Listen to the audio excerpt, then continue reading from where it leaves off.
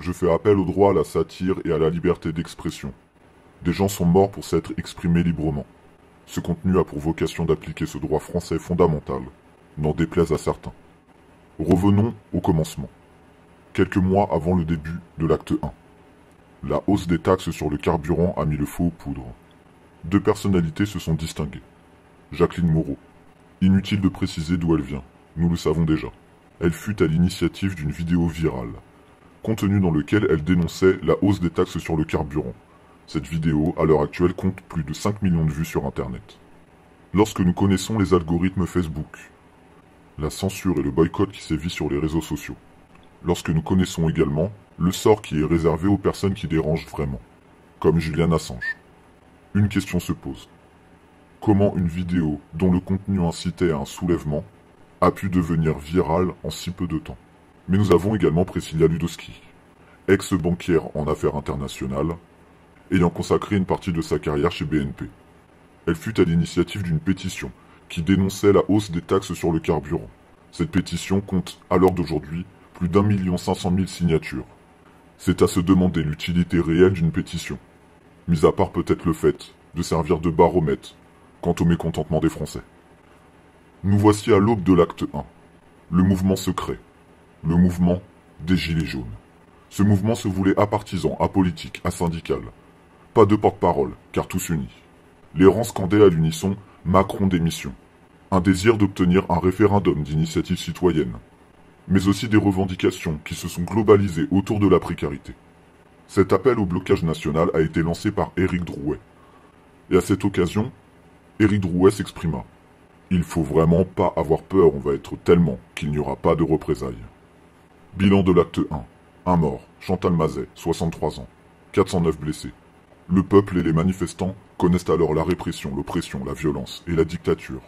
Une dictature décomplexée, assumée et désirée par le pouvoir. C'est Emmanuel Macron qui devait s'en frotter les mains, en sachant ce qu'il allait pouvoir mettre en place, grâce à cette crise. Un mort de trop, 409 blessés de trop. N'était-ce pas le moment de réfléchir à une véritable organisation, au but réel des manifestations? Mais ces questions ne se sont pas posées, bien au contraire. A émergé différentes personnalités, qui ont pris le contrôle de la parole, qui ont usé avec brio de la machine à buzz, des médias mainstream et des réseaux sociaux. Nous connaissons alors l'émergence des influenceurs gilets jaunes. À déterminer à partir de combien d'abonnés nous devenons un influenceur, et les responsabilités que cela nous incombe, vis-à-vis des autres, vis-à-vis des personnes envers qui nous générons de l'espoir, vis-à-vis des personnes qui nous feront confiance, qui écouteront ce que nous avons à dire, qui écouteront ce que nous pourrions leur demander. Nous sommes à l'aube de la naissance des divisions au sein même du mouvement. Et pour un mouvement qui se voulait apartisan, voici émerger des partis.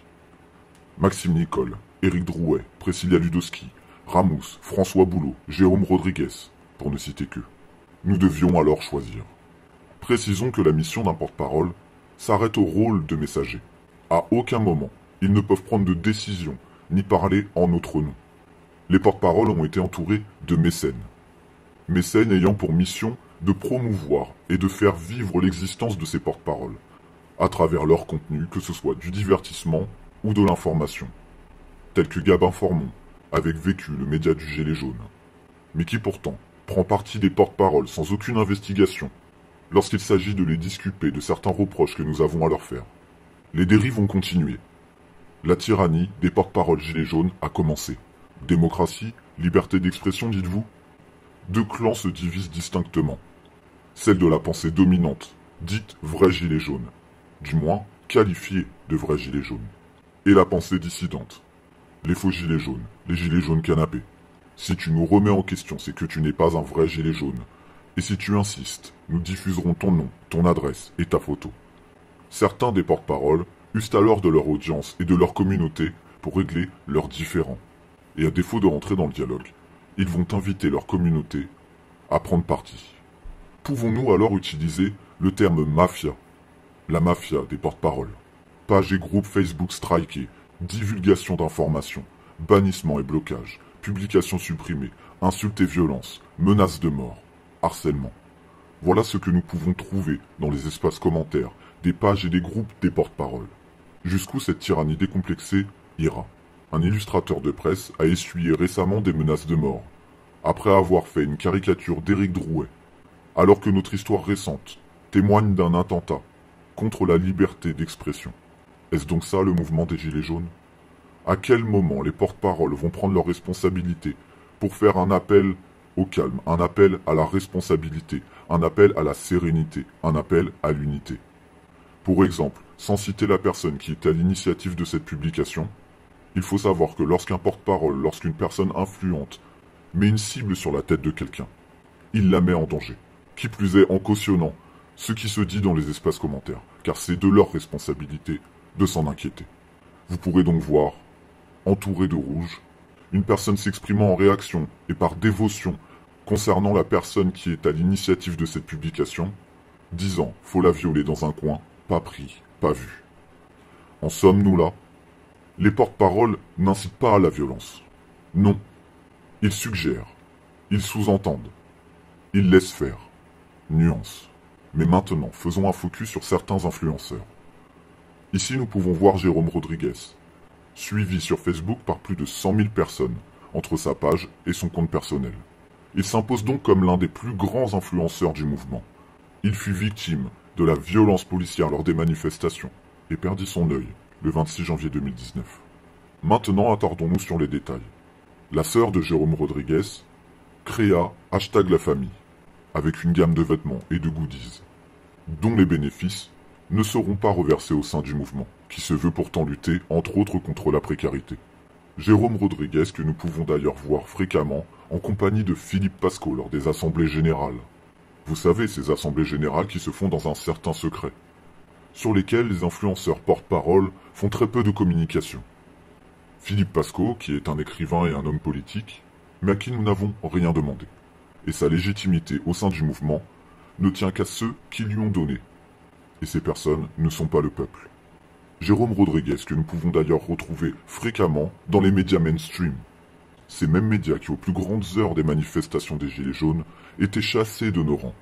Oui, ils étaient chassés, car ils nous ont trahis depuis tant d'années. Mais ce n'est pas pour autant que les influenceurs porte-parole s'en privent apparemment. Je ne suis pas un leader, dirait-il. Mais vous me retrouverez dans les assemblées générales, sur les plateaux, les médias, etc. Attardons-nous maintenant sur Maxime Nicole, /Flyrider, créateur du groupe Facebook Flyrider Info Blocage, qui compte plus de 175 000 membres.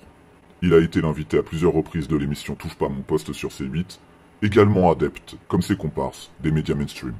Maxime Nicole qui a généré un immense espoir au sein du mouvement des Gilets jaunes, notamment en annonçant être en contact avec une personne détenant des documents pouvant créer une troisième guerre mondiale. Des documents pouvant faire pression sur le pouvoir actuel pour faire entendre nos revendications. Seulement M. Argilier, qui a consacré toute sa carrière au service des différents pouvoirs, exige un soutien sans précédent le concernant, sans quoi il ne dirait rien. Nous sommes alors dans une forme de chantage. Si vous faites ça, je ferai ça. Maxime Nicole signe alors une clause de confidentialité. Seulement j'aurai une question. Combien d'entre nous, ayant en sa possession de telles informations, se sacrifieraient pour le bien de la nation tout entière, en divulguant des informations, quitte à prendre des risques concernant sa propre vie? Nous appelons ça le sens du sacrifice. Lui, qui pourtant se vante d'être un ancien militaire, il a apparemment perdu le sens du sacrifice lorsqu'il a été réformé P4 et condamné en 2012 pour menaces de mort, séquestration et violence. Cette même personne, qui aime les projecteurs, et qui est défendue par Juan Branco. Apparemment, nous ne sommes pas tous égaux quand il s'agit d'être défendus. Quels sont les intérêts de ces personnes à défendre gratuitement certains porte-parole gilets jaunes? La question se pose. Faisons maintenant un focus sur Éric Drouet, /NeoMars77. Il est le créateur du groupe Facebook et de la chaîne YouTube La France en colère. Également créateur de la cagnotte PayPal pour presque tous les blessés gilets jaunes, qui compte à l'heure actuelle 150 000 €. Mais cela était sans compter sur la folie du pouvoir. Je ne suis pas un leader, dirait-il, mais si tu es contre moi, tu es contre tous les vrais gilets jaunes. Il décida alors de qui était un vrai gilet jaune ou un faux gilet jaune, justifiant de ce fait de qui aurait le droit d'avoir accès à la cagnotte, ou non. Cagnotte dont il en a fait don à une association. Peut-être un intérêt certain concernant la fiscalité. Ce même Éric Drouet qui est défendu gracieusement, alors qu'il semble et sans pudeur mener un train de vie plutôt confortable. Il suffit pour cela d'aller visiter son compte Instagram et de constater son approche décomplexée de l'exposition de ses différents biens matériels, au sein d'un mouvement qui pourtant lutte contre la précarité. Éric Drouet ne voit aucun inconvénient à monétiser le contenu de ses messages.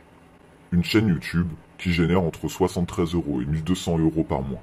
Information que vous pouvez aller vérifier de vous-même sur le site Social Blade.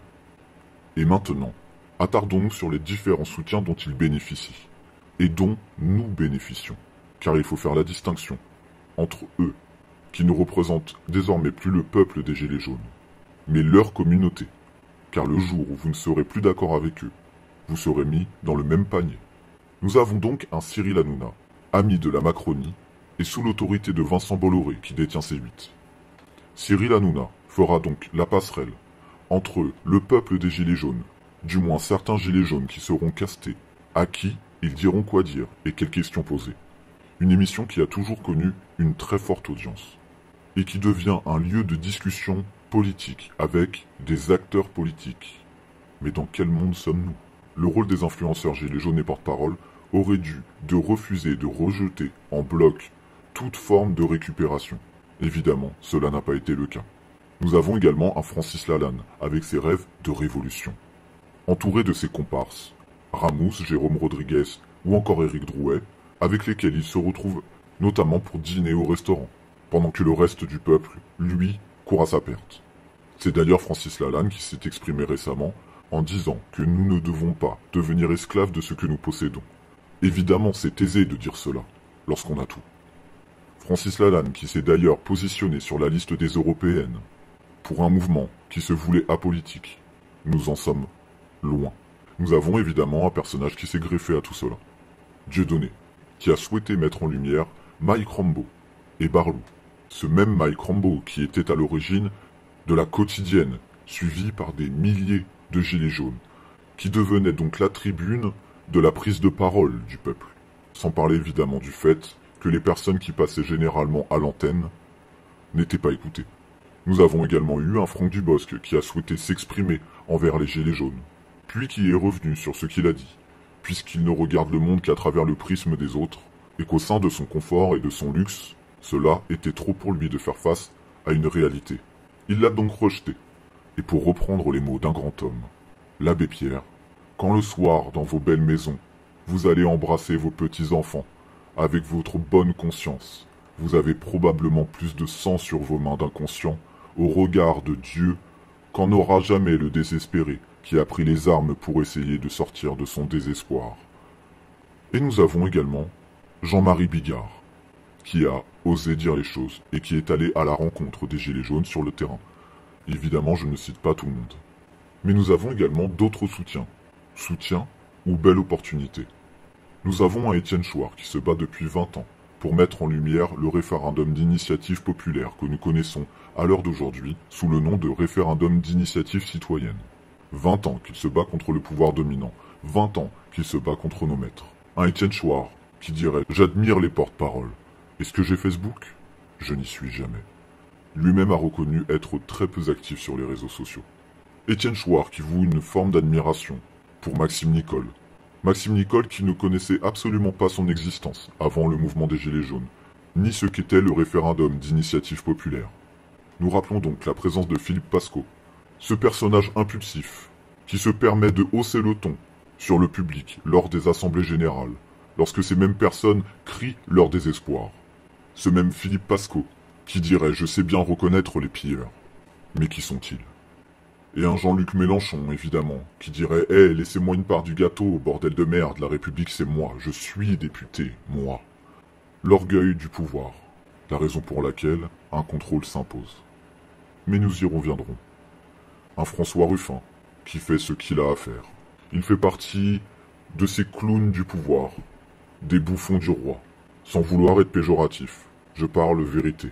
À chaque quinquennat, nous avons connu un homme politique, comme François Ruffin, comme Jean-Luc Mélenchon, comme Besancenot, et comme d'autres, qui criaient fort, qui dénonçaient des vérités, et qui parlaient au nom du peuple, nous donnant le sentiment d'être entendus, d'être écoutés, d'être considérés et d'être légitimés. Cela n'a jamais rien changé.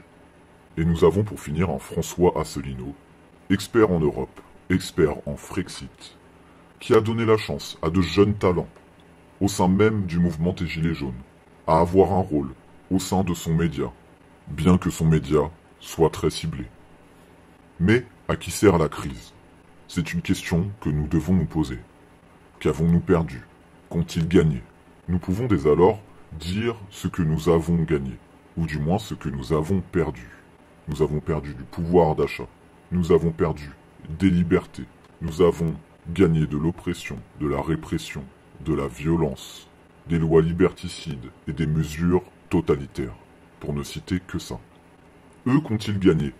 La légitimité aux yeux de l'opinion publique, qui regarde le monde uniquement à travers le prisme des médias mainstream, de mettre en place un grand débat.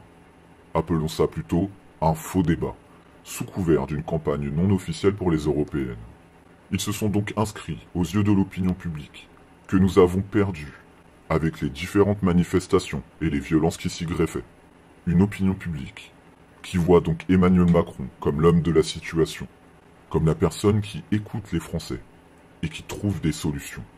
Une belle aubaine, aux frais du contribuable, qui nous aura coûté la modique somme de 12 millions d'euros. Et pendant ce temps, nous leur faisons de la promotion, armés de nos smartphones, en filmant les violences, la décadence, la haine, des supports que les médias mainstream ne se privent pas d'utiliser, évidemment contre nous. Aujourd'hui, une question se pose. Y a-t-il une dérive politico-gilet jaune au sein du mouvement? Nous pouvons constater qu'il y a donc plusieurs partis gilets jaunes. Maxime Nicole, Éric Drouet, Priscilla Ludowski, Ramous, François Boulot, Jérôme Rodriguez, qui ont leur soutien, des soutiens personnels, financiers, matériels. Serions-nous dans une campagne des partis gilets jaunes? Comment le mouvement va-t-il évoluer? Comment les influenceurs gilets jaunes porte-parole vont-ils se positionner au sein du mouvement?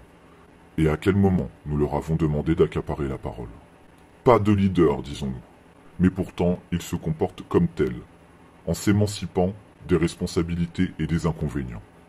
Et si leur combat est bel et bien le bien commun, pourquoi ne laissent-ils pas leur place à d'autres gilets jaunes? Pourquoi n'offrent-ils pas leur audience? Pourquoi ne cèdent-ils pas leur place? Car pour la majorité, ils n'ont aucune compétence. Et quand bien même, je pense notamment à François Boulot, ou à Priscilla Ludowski, ils doivent laisser la place, car ils n'ont pas été élus, et qu'à l'heure actuelle, ils ont une place dans le mouvement qui est de l'ordre de la prise de pouvoir. Cette prise de pouvoir, qu'ils légitiment par le soutien de leur communauté. Et la question se pose du conflit d'intérêts. Car lorsqu'ils sollicitent leur propre communauté, nous sommes d'accord qu'ils sollicitent des personnes qui rejoignent leurs propos, qui rejoignent leurs idées. Cela est antidémocratique. Pour des personnes qui disent défendre la démocratie, défendre le RIC, défendre la liberté d'expression, nous en sommes loin. Et la question se pose, pourquoi les porte-paroles n'offrent-ils pas leur audience? Nos gilets jaunes ont du talent, et au-delà du talent, ils ont des compétences qui pourraient être mises à contribution du mouvement. Des juristes, des économistes, des personnes spécialisées en marketing, et j'en passe.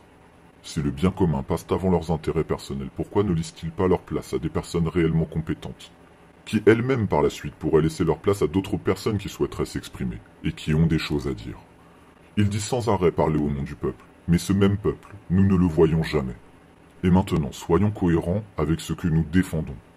Nous défendons l'idée d'un référendum d'initiative citoyenne, pour reprendre une partie du contrôle de nos propres vies, de notre propre destin.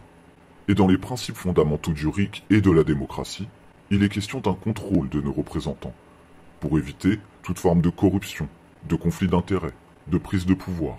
Mais il s'agit également d'un tirage au sort, pour que le pouvoir n'appartienne pas à une poignée de personnes qui décidera de tout pour nous.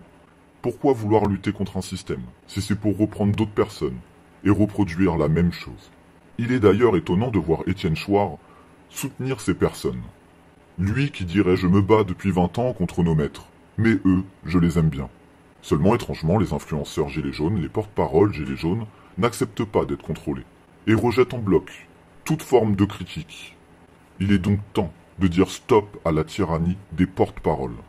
Et si cette revendication les fait rire. Cela ne fera que de mettre en lumière le fait qu'ils méprisent une partie du peuple. Disons également stop à la censure et au boycott qui sévit sur les différents groupes et pages dont les porte-paroles Gilets jaunes sont à l'initiative. Nous sommes d'accord pour exercer une tolérance zéro quant aux insultes, aux violences, aux menaces et au harcèlement. Seulement il est inacceptable de faire l'objet d'une censure et d'un boycott lorsque nous exprimons, avec respect, nos opinions, quand bien même elles seraient à contresens de la pensée dominante. Sans quoi, nous sommes dans une dictature de la pensée. C'est à s'en inquiéter sur les possibles dérives qui pourraient exister, si ces mêmes personnes prenaient un jour le pouvoir. Nous disons donc stop à la violence, aux menaces et au harcèlement. Stop au mépris des gilets jaunes, dit Canapé. Chacun a son rôle dans le mouvement. Et ce même s'il ne va pas manifester. Et ce même s'il est pacifiste. Disons stop à l'impunité de ces méthodes. Je vous remercie de m'avoir écouté jusqu'à la fin. Je vous souhaite à tous une bonne journée, ou une bonne soirée, ou une bonne après-midi. Prenez soin de vous, les amis. C'était Jeffrey, et je vous dis à très vite.